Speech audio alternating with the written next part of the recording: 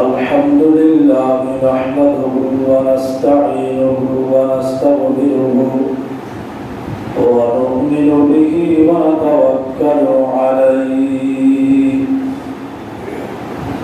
ونعوذ بالله من شرور أنفسنا ومن سيئات أعمالنا من يهده الله فلا مضل له ومن يضلله فلا هادي له ونشهد أن لا إله إلا الله وحده لا شريك له ونشهد أن سيدنا ونبينا ومولانا محمدا عبده ورسوله صلى الله تعالى عليه وعلى آله وأصحابه وبارك وسلم تسليما كثيرا أما بعد فأعوذ بالله من الشيطان الرجيم بسم الله الرحمن الرحيم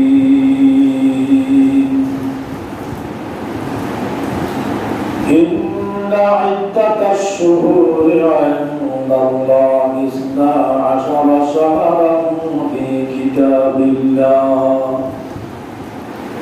يوم خلق السماوات والأرض منها 4 حرم ذلك الدين القيم فلا تظلموا فيهن أنفسكم وقال النبي صلى الله عليه وسلم أفضل الصيام بعد رمضان شهر الله المحرم আল্লাহ পাক রব্বুল আলামিনের অশেষ মেহেরবানি এবং দয়া যিনি আমাদেরকে দুনিয়ার সকল ব্যস্ততার থেকে অবসর করে জুমার নামাজ আদায় করার উদ্দেশ্যে আল্লাহ তাআলার ঘর মসজিদে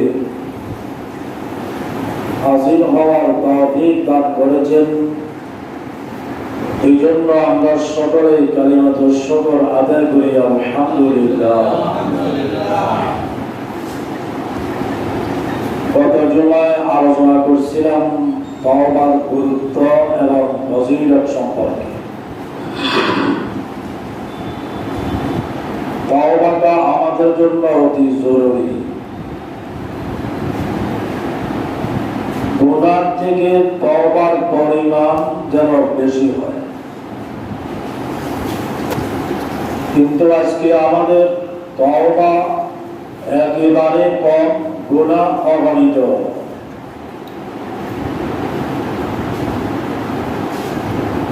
তওবা 3 জিনিসের নাম। 1 নম্বরে আইয়াকলাহা আনিল মাসিয়া, আমি যে গুনার মধ্যে এখন আছি, যে গুনাহ করতেছি, 1 নম্বরে সেই গুনাহ থেকে নিজেকে পৃথক করে ফেলা, গুনাহটা সম্পূর্ণরূপে ছেড়ে দেওয়া।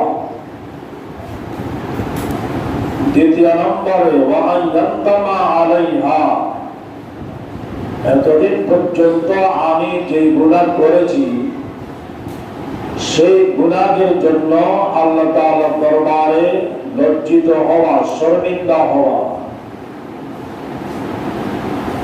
3 নম্বরে ওয়াইয়াজিমা আজমান জাজিমান আল্লাহ ইয়াউদা ইলাইহি আবাদা, আল্লাহ তাআলার সাথে অঙ্গীকার করা, ভবিষ্যতে আমি এই গুনাহ আর করব না।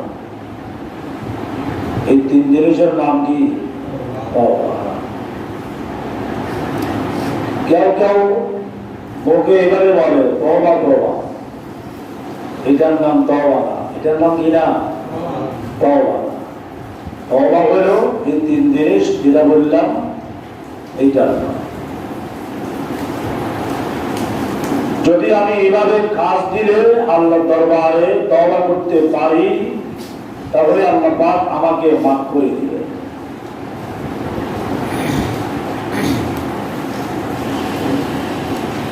আজকে আমি আপনাদের সম্মুখে মাসনুন, খুতবা এবং দরুদ শরীফ পাঠ করার পরে সূরা তাওবা 36 নম্বর আয়াত তিলাওয়াত করেছি। এখন যে মাস চলতেছে, এই মাসের নাম কি? মুহররম। মুহররম মাস, আরবি মুহররম মাস।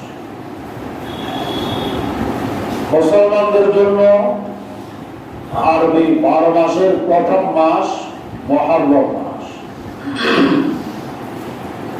মুহররম মাসে আমাদের কিছু করণীয় এবং বর্জনীয় বিষয় আছে। প্রত্যেক মাসে একটা চাঁদ উদিত হয়, 12 মাসে 12 চাঁদ। সাহাবায়ে আমাদের নবীকে প্রশ্ন করেছিলেন, ওয়াসআলুনাকা আনিল আহিল্লাহ, হে আল্লাহর নবী, প্রতি মাসে যে চাঁদ উদিত হয় এটা কি? قل هي مواقيت للناس والحج। আল্লাহ পাক রব্বুল আলামিন সাহাবায়ে কেরামের প্রশ্নের উত্তরে আল্লাহর নবী মুহাম্মদুর রাসূলুল্লাহ সাল্লাল্লাহু আলাইহি ওয়াসাল্লামকে লক্ষ্য করে বললেন, হে আমার হাবিব, আপনি আপনার উম্মতদেরকে বলে দেন, মাওয়াকিতুল লিন-নাস, প্রত্যেক মাসেই আকাশে যে চাঁদ উদিত হয় এটা মানুষের জন্য সময় নির্ধারণ করার জন্য, সময়, তারিখ ইত্যাদি এগুলা নির্ণয় করার জন্য এই চাঁদ। ওয়াল হাজ্জি, এবং হজের মাস, হজের তারিখ নির্ধারণ করার জন্য। এবার এই কথাটা একটু বিশ্লেষণ করি। আমাদের যাবতীয় ইবাদত সবগুলা আরবি তারিখের সাথে সম্পর্ক। রমজান মাস চাঁদ উদিত হলে শুরু, আবার চাঁদ উদিত হয়ে গেলে শেষ। ঈদ, কুরবানি যে প্রথম 10 দিনের ফজিলত, এটাও চাঁদ উঠার পর শুরু হয়। ইয়মে আরাফা, আরাফাতের দিন, চাঁদের তারিখের সাথে সম্পর্ক।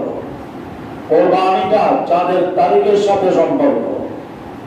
এইভাবে আশুরা, এটাও চাঁদের তারিখের সাথে সম্পর্ক। শবে বরাত, মেরাজ। তাহলে যাবতীয় ইবাদত সবগুলোর সম্পর্ক আরবি তারিখের সাথে। ইংরেজি বাংলার সাথে আমাদের ইবাদতের নির্দিষ্ট কোন তারিখের সম্পর্ক কি? এই জন্য শরীয়তের মাসালা আমরা যারা এখানে আছি, যে সমাজে বসবাস করি, এটা শরীয়তের মাসালা। সমাজের ভিতরে যতজন প্রাপ্তবয়স্ক নারী এবং পুরুষ আছে, এদের মধ্য থেকে যে কোনো একজন আজকে আরবি কোন মাস চলতেছে, কোন তারিখ, কত তারিখ, এই হিসাবটা পুরা সমাজের যে কোনো একজন মুসলমান, প্রাপ্তবয়স্ক মুসলমানের জানা থাকা ওয়াজিব। জানা থাকা কি ওয়াজিব। যদি সমাজের কেউ আরবি কোন মাস চলতেছে, কত তারিখ, এটা যদি কেউ বলতে না পারে, তাহলে পুরা সমাজের মানুষ ওয়াজিব তরফের গুনাহগার। তাহলে আরবি এখন কোন মাস চলতেছে? মুহররম মাস। আজকে কত তারিখ? 3 তারিখ। আজকে 3 তারিখ। আগামী শুক্রবার হলো মুহররম মাসের 10 তারিখ, আশুরার দিন। আলহামদুলিল্লাহ, শুক্রবার এমনি ফজিলতের দিন। আরো কি আশুরাকে।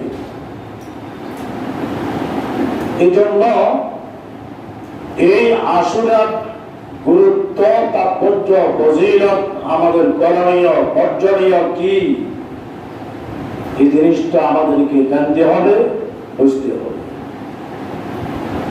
কোরআনে কারীমের মধ্যে আল্লাহ পাক রব্বুল আলামিন 12 মাস সম্পর্কে বলেছেন। আরবি যে মাসগুলি আছে, ইন্না ইদ্দাতাশ শুহুরি ইনদাল্লাহি 12 শাহরান ফি কিতাবিল্লাহ। আল্লাহ পাক রব্বুল আলামিন বলেন, নিশ্চয়ই আমার নিকট 12টা মাস গণিত 12টা মাস রয়েছে। ওখান থেকে ইয়াউমা খালাকাস সামাওয়াতি ওয়াল আরদ, আসমান এবং জমিন যেদিন সৃষ্টি করা হয়েছে, ওই দিন থেকেই আল্লাহ পাকের নিকট বছরের 12টি মাস এটা আল্লাহ পাক নির্ধারণ করে দিয়েছেন। ইংরেজিও 12 মাস, বাংলাও কি 12 মাস। তবে আফসোসের বিষয়, আমরা এখন মুসলমান ইংরেজি মাসগুলো জানি, বাংলাও কিন্তু এখন প্রায় মানুষ আরবে যেরকম কোন মাস চলেন, কত তারিখ চলেন বলতে পারে না। বাংলাটাও এখন অনেকে জানে না। ক্যালেন্ডার দেখে তারপরে বলে আছি এখন বাংলা কোন মাস চলে, বাংলা কত তারিখ। ইংরেজিটাই আমরা অফিস আদালতে রাষ্ট্রীয়ভাবে ইংরেজির উপরেই সবকিছু চলতেছে। এটা অত্যন্ত পরিতাপের বিষয়। আমাদের মুরব্বীরা এরা ইংরেজি মাস কি মাস কোন তারিখ এটা জানত না, খবর নিত না। আমরা জানলাম জানুয়ারি ও ফেব্রুয়ারি বলে দানম শহুরে পয়গম্বরী। মুসলমানদের জন্য আরবি মাস, আরবি তারিখ এটাই হবে তাদের মূল কাজ। ইংরেজি নাজায়েজ, বাংলার নাজায়েজ, আমি সেটা বলতেছি না, কিন্তু ইংরেজি তারিখ যেহেতু বিশ্বব্যাপী চলতেছে, দুনিয়াবী কাজকর্ম, জরুরত, প্রয়োজন পুরা করার জন্য সেটাও আমাদের জানতে হবে, সেটাও আমাদের জানা লাগবে। এই কথাটা ঠিক আছে, কিন্তু মুসলমানদের জন্য ধর্মীয় দৃষ্টিকোণ থেকে আরবি মাস আর আরবি তারিখ একেবারেই বেখবর থাকা, ভুলে যাওয়া, এটা মোটেও কিনা ঠিক না। আজকে মুহররম মাসের 3 তারিখ শুক্রবার, আগামী শুক্রবারে আশুরা। আশুরাটা কি? আশুরাটা হলো আশরুন শব্দ থেকে উৎপত্তি। আরবিতে আশরুন মানে 10, আর আশুরা 10ম দিবস। তো যেহেতু মুহররম মাসের 10 তারিখেই এই গুরুত্বপূর্ণ দিন, ফজিলতের দিন, এজন্য এটাকে নাম দেওয়া হয়েছে কি আশুরা। মুহররম মাস, মুহররম অর্থ হারামকৃত। মিনহা আরবাতুন হুরুম।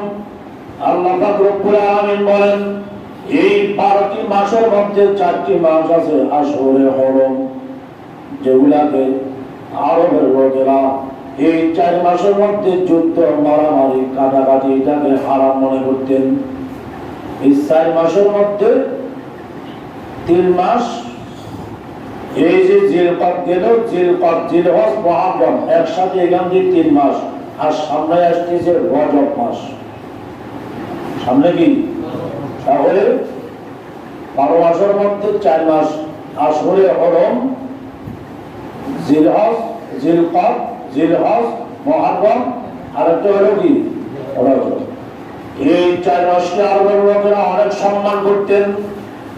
এই আরবের লোকেরা এই 4 মাসের মধ্যে যুদ্ধ, মারামারি, কাটাকাটি এগুলাকে হারাম মনে করতেন। এটা আল্লাহ পাকের বিধানও ছিল। তো এই মুহররম মাসের 10 তারিখের দিনে পৃথিবীতে অনেক অলৌকিক ঘটনা ঘটছে।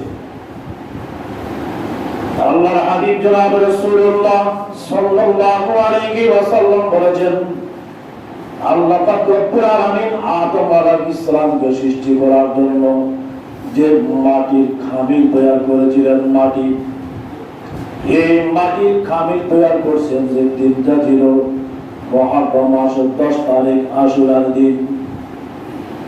আবার ওনার শরীরের মধ্যে যে গ্রহ দিয়েছেন, এই গ্রহ দেওয়ার তারিখটাও ছিল মহারম মাসের 10 তারিখ শুক্রবার।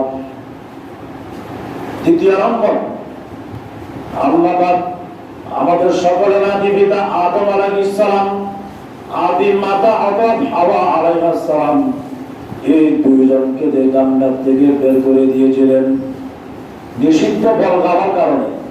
পরবর্তীতে ওরা যে তওবা করছেন, আল্লাহর দরবারে কান্নাকাটি করেছিলেন, যেদিন তওবা আল্লাহ পাক কবুল করেছে সেই দিনটাও ছিল মুহররম মাসের 10 তারিখ আশুরার দিন। হযরত নূহ আলাইহিস সালাম ঈমানের দাওয়াত দিলেন উম্মতকে। মাত্র 80 কিংবা 82 জন নারী পুরুষ ঈমান আনয়ন করেছিল, বাকি সবগুলো ছিল কাফের মুশরিক। আল্লাহ পাক নূহ আলাইহিস সালামের প্রতি নির্দেশ দিলেন, ওয়াসনাইল ফুলকা বিআয়ুনিনা, তুমি একটা নৌকা বানাও, জাহাজ বানাও, ঈমানদারদেরকে নিয়ে জাহাজে উঠো। 6 মাস পর্যন্ত এই জাহাজ নিয়ে উনি ছিলেন পানির উপরে ভাসমান অবস্থায়, এটা ডুবে নাই। আর ওনার উম্মতকে ধ্বংস করে নূহ আলাইহিস সালাম আর ঈমানদারকে যে আল্লাহ পাক নিষ্কৃতি দান করেছিলেন, ওয়াস্তাওয়াত আলাল জুদি ওয়া কিলা বু'দান লিল কওমিজ যালিমিন, আল্লাহ পাক নির্দেশ দিলেন নৌকার প্রতি তুমি ইরাকের জুদি পাহাড়ে গিয়ে অবতরণ করো। 5 বছর পূর্বে নূহ আলাইহিস সালামের সেই বানানো নৌকা কয়েকটা তক্তা ইরাকের জুদি পাহাড়ে পাওয়া গেছে।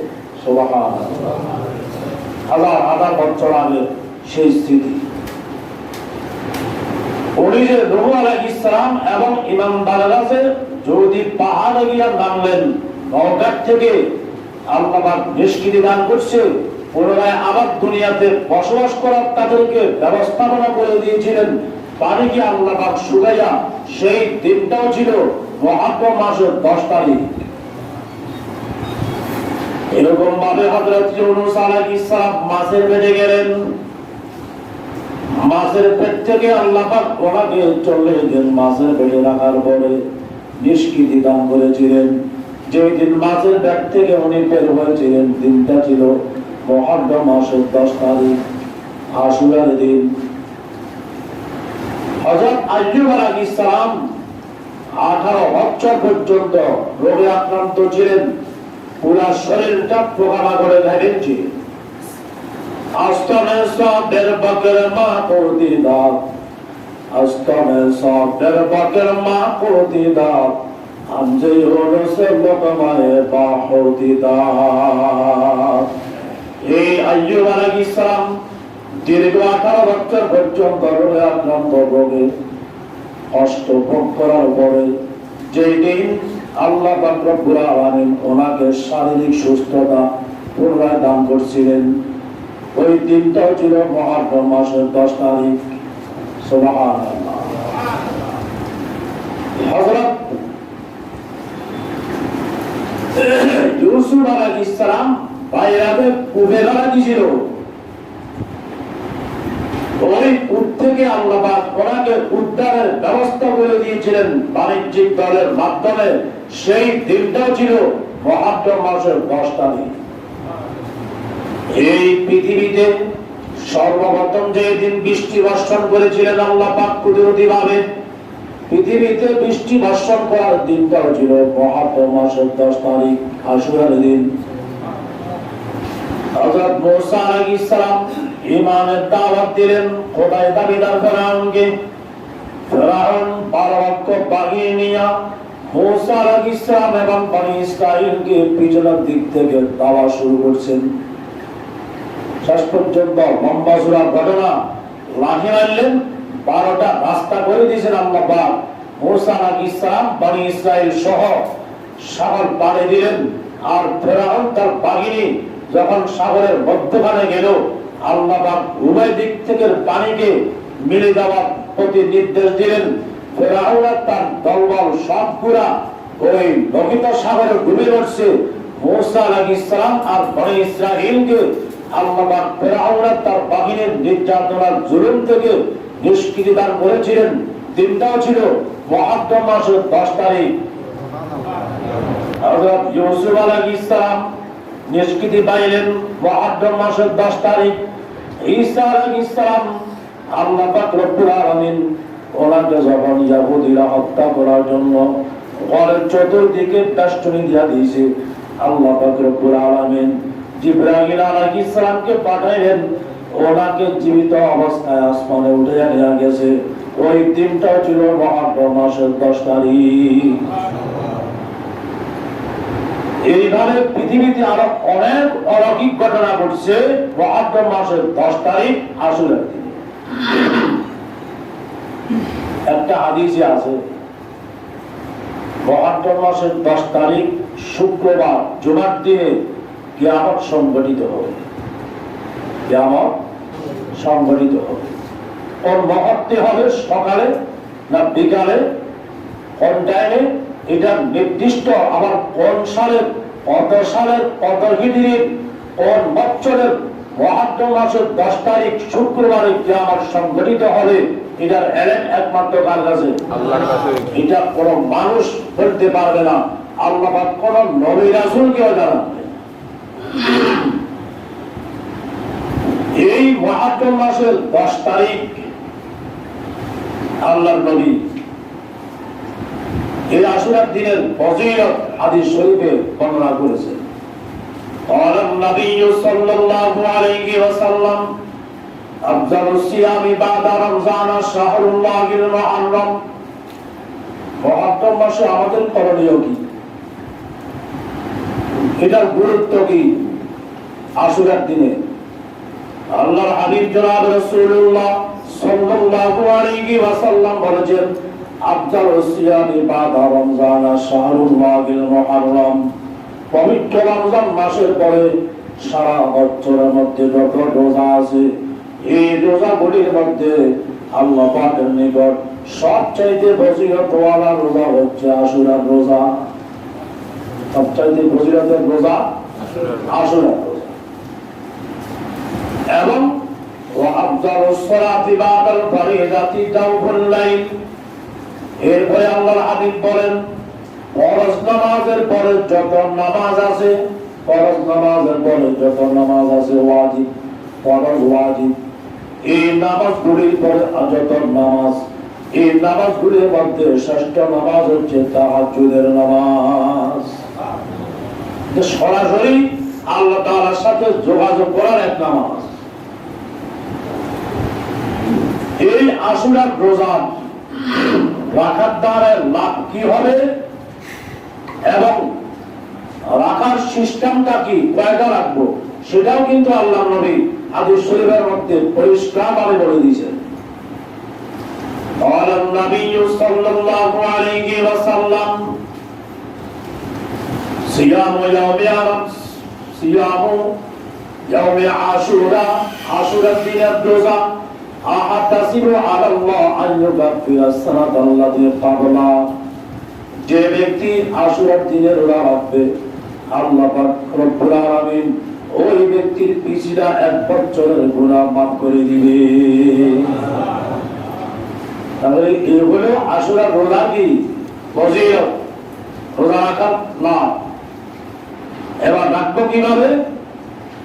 قال النبي صلى الله عليه وسلم صوموا عاشوراء وخالفوا فيه اليهود فصوموا قبله يوما وبعده يوما। আল্লাহর হাবিব জনাব রাসূলুল্লাহ সাল্লাল্লাহু আলাইহি ওয়াসাল্লাম বলেছেন, হে আমার উম্মতেরা, আশুরার দিনে রোজা রাখো, ওয়া খালিফু বিল ইয়াহুদা, এবং কি ইহুদিদের বিরোধিতা করো তোমরা এই রোজা রাখার মাধ্যমে। বিরোধিতা, ইহুদিদের বিরোধিতা কিভাবে হবে? রাসূলু ক্বাবলাহু ইয়াওমান ওয়া বাদাহু ইয়াওমা। আল্লাহর হাবিব বলেন, হে আমার উম্মতেরা, আশুরার দিনে অর্থাৎ মুহররম মাসের 10 তারিখের দিনে তোমরা রোজা রাখো। আর ইহুদিদের বিরোধিতা করা, আগের দিন রোজা একটা না হলে পরের দিন আর একটা মিলে যা দুইটা লাগো। তারপরে আশুরার রোজা মোট কয়টা? দুইটা। আশুরার রোজা মোট দুইটা। আপনি আশুরার আগের দিন আশুরার দিন মিলে যা দুইটা, অথবা আশুরার দিন 10 তারিখের দিন আর না হলে পরের দিন সব মিলে যা দুইটা। তাহলে আশুরার দিনে 10 তারিখের দিনে এক রোজা, আর ইহুদিদের বিরোধিতা করার জন্য আগের দিন একটা না হলে পরের দিন একটা মিলে যা মোট কটা হবে আশুরার রোজা? দুইটা। বিরোধিতা কেন? বিরোধিতা বিষয়টা কেন আসলো? রাসূল করিম সাল্লাল্লাহু আলাইহি ওয়াসাল্লাম যখন মক্কা থেকে মদিনায় হিজরত করে গেলেন, দেখতেছেন ইহুদিরা এই আশুরার দিন মুহররম মাসের 10 তারিখ রোজা রাখছে। আল্লাহর হাবিব জনাব রাসূলুল্লাহ সাল্লাল্লাহু আলাইহি ওয়াসাল্লাম ইহুদিদেরকে ব্যবস্থা করলেন, তোমরা আজকের এই দিনে কেন রোজা রাখো? এর কারণ কি? ইহুদিরা বলে, আল্লাহ পাক আমাদের নবী মুসা এবং আমাদের পূর্ববর্তী বনি ইসরাঈল ভাইদেরকে ফেরাউন এবং তার বাহিনীর থেকে এই আশুরার দিনের নাজাতের মুক্তি দান করেছিলেন। মুসা আলাইহিস সালাম শুকরিয়া হিসাবে এই আশুরার দিনের রোজা রাখছেন। আমরা তার অনুসরণ করার জন্য আমরা আশুরার দিনের রোজা রাখি। আল্লাহর হাবিব বলেন, বানানো আহাক্কু ওয়া আওলা, আমরা কিন্তু তোমাদের থেকে এই আশুরার দিনে রোজা রাখার বেশি হকদার। সাথে সাথে আল্লাহ নবী সাহাবা কিরামদের প্রতি নির্দেশ দিলেন, ফাসুমু আনতুম, এই আমার সাহাবীরা তোমরা আশুরার দিনে রোজা রাখো। এবং ইহুদিরা যেহেতু এই দিনে রোজা রাখে, আমরা রাখলে ইহুদিরা আমরা সমান হয়ে যাব। এজন্য ইহুদিদের সাথে মুসলমানের ইবাদতের কোনো সাদৃশ্যতা হতে পারে না, মিল হতে পারে না। তাদের বিপরীত করার জন্য তোমরা হয়তো আগের দিন একটা রোজা রাখো, অথবা পরের দিন আরেকটা রেখে মোট দুইটা রোজা রাখার মাধ্যমে ইহুদিদের বিরোধিতা করো। আপনারা বুঝে আসছেন? আপনি এই আশুরার দিন মক্কার কাফের মুশরিকরাও রোজা রাখতেন। বুখারী শরীফের হাদিস, হযরত আয়েশা রাদিয়াল্লাহু তাআলা আনহা বলেন, এই আশুরার দিনটাকে মক্কার মুশরিকরাও অনেক গুরুত্ব দিতেন, অনেক সম্মান করতেন। মক্কার কাফের মুশরিকরাও আশুরার দিনে রোজা রাখতেন এবং কাবায় কাবার ভিতরে তারা গিরাফ চড়াইয়া দিতেন, গিরাফ সম্মান করার জন্য। তাহলে ইহুদিদের কাছে এই দিনের গুরুত্ব আছে, মুশরিকদের কাছে কি আছে? গুরুত্ব ছিল আল্লাহ নবীর যুগেও। আর হাদিসে আল্লাহর হাবিব জনাব রাসূলুল্লাহ সাল্লাল্লাহু আলাইহি ওয়াসাল্লাম বলেছেন, হে আমার উম্মতেরা, এই আশুরার দিনটা এত ফজিলতপূর্ণ দিন। পবিত্র রমজান মাসের রোজা ফরজ হওয়ার পূর্বে আশুরার রোজা সব মুসলমানদের জন্য রাখাটা ফরজ ছিল। রমজান মাসের রোজা ফরজ হয়েছে দ্বিতীয় হিজরি 28 শাবান। দ্বিতীয় হিজরি 28 কি শাবান। আল্লাহর নবী মক্কা থেকে হিজরত করে 2 বছরের মাথায় শাবান মাসের 28 তারিখ আল্লাহ পাক রমজান মাসের রোজা ফরজ করেছিলেন। কিন্তু এর আগ পর্যন্ত নবুয়ত লাভ করার পর থেকে নিয়ে প্রায় রাসূল মক্কা ছিলেন 13 বছর, মদিনাতেও প্রায় 2 বছর। তাহলে এই 15 বছরের মতো সময়টা আশুরার রোজা রাখা মুসলমানদের উপর কি ছিল? ফরজ ছিল। রমজান মাসের রোজা ফরজ হওয়ার পরে আশুরার রোজা সুন্নাত অথবা নফলে পরিণত হয়ে যাচ্ছে। রাখলে সওয়াব হবে, না রাখলে গুনাহ কি হবে না। এবার আসেন, আশুরার দিনটাকে আমরা বলি মঞ্জিল। আমরা কি বলি? মঞ্জিল। মঞ্জিল আসলে হাদিসে মঞ্জিল বলতে কিছু নেই। মঞ্জিল মানে স্টেশন, ঠিকানা, মঞ্জিল। আরবিতে এটাকে বলা হয়েছে হাদিসের ভাষায় আশুরা। আষ্টম সপ্তাহ থেকে উৎপত্তি 10 তারিখে হওয়ার কারণে এখন এই তারিখে আরেকটা জিনিস আমাদের মাঝে দেখা যায়, সেটা হলো একটু খাবারের বেলায় অসাদ করা, ভালো খাবার খাওয়া। একটা হাদিসে আছে আল্লাহ নবী বলেছেন, আশুরার দিনে যে ব্যক্তি নিজের পরিবারের জন্য একটু খাবার দাবারের আয়োজন বেশি করে, সারা বছর আলাইহি সানাদি, পুরা বছর আল্লাহ তার রিজিকের মধ্যে বরকত দেন। এটা ফরজ ওয়াজিব মুস্তাহাব কিছু না, আপনি এটা না করলে গুনাহ হবে এরকম কিছু নাই। আপনার অন্যান্য দিনের মতো খাবার দাবারের আয়োজন করেন, যদি আপনার মন চায় তাহলে তরকারির আইটেম, খাবারের আইটেম দুইটা একটু বাড়াই দিন, অসুবিধা নাই। কিন্তু এটাকে বড় ওয়াজিব কিছু মনে করা যাবে না। রাসূলের হাদিসে খাবার দাবারের বেলায় তেমন জোরাজোরির কোনো বিষয় নেই।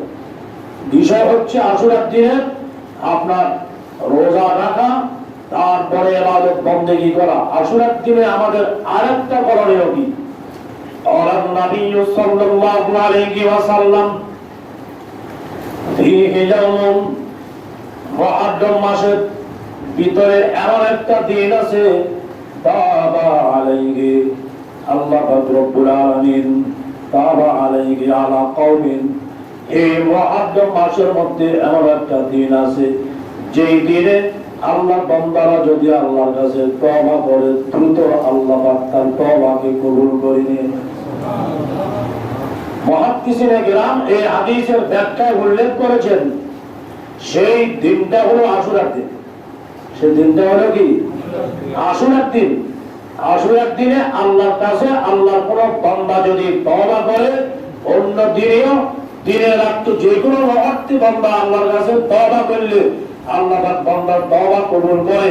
তবে কিছু ফজিলতের দিন, ফজিলতের সময় আছে, যে সময়গুলোর মধ্যে বান্দার দোয়া করলে দ্রুত কবুল হয়, তওবা ইস্তেগফার করলে দ্রুত কবুল হয়। এই সময়ের দিনগুলোর মধ্যে একটা দিন হচ্ছে আশুরার দিন। এই আশুরার দিনে আল্লাহর কোন বান্দা যদি আল্লাহ পাকের দরবারে খাস দিলে তওবা করে, মাফ চায়, আল্লাহ পাকের দরবারে কান্নাকাটি করে, দ্রুত ওই ব্যক্তির তওবা আল্লাহর দরবারে কবুল হয়ে যায়।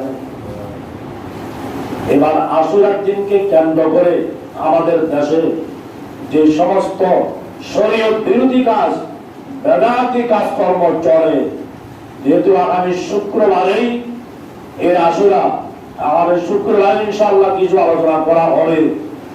এই আশুরার দিনটাকে অনেকে মনে করে যে আমাদের নবীর নাতি ইমাম হোসাইন রাদিয়াল্লাহু তাআলা আনহু শাহাদাত বরণ করছেন এই আশুরার দিন, এজন্য আশুরার দিনের ফজিলত বাড়িয়ে গেছে।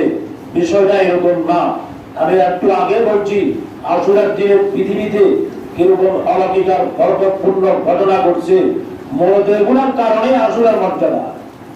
এবার কথা নেই, এই তারিখে আল্লাহর নবীর নাতি হযরত হোসাইন রাদিয়াল্লাহু তাআলা আনহু শাহাদাত বরণ করার কারণে এই দিনের গুরুত্ব, ফজিলত, তাৎপর্য আরো বাড়ে গেছে। কথা হবে এইটা, এবার কথা নেই গেছে।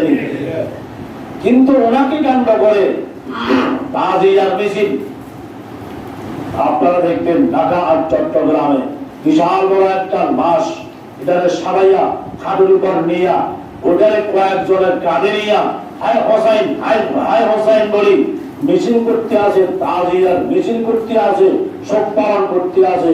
এটা সব শরীয়ত বিরোধী কাজ। এটা কিসের কাজ? শরীয়ত বিরোধী কাজ। কেমনে শরীয়ত বিরোধী বুঝলেন? একজন মানুষ মারা গেলে শোক পালন করা কয় দিন? 3 দিন। হ্যাঁ, 3 দিন। 3 দিন না? হযরত হোসাইন রাদিয়াল্লাহু তাআলা আনহু 61 হিজরির মুহররম মাসের 10 তারিখ ইন্তেকাল করেছেন। তাহলে 61 হিজরি থেকে নিয়ে আজকে এখন চলতে আছে 1443 হিজরি। এত হাজার বছর, প্রায় 1400 বছর পার হওয়ার পরেও ইমাম হোসেন রাদিয়াল্লাহু তাআলা আনহুর ইন্তেকালের কারণে শোক পালন করার দিন কি এখন পর্যন্ত হয়েছে না?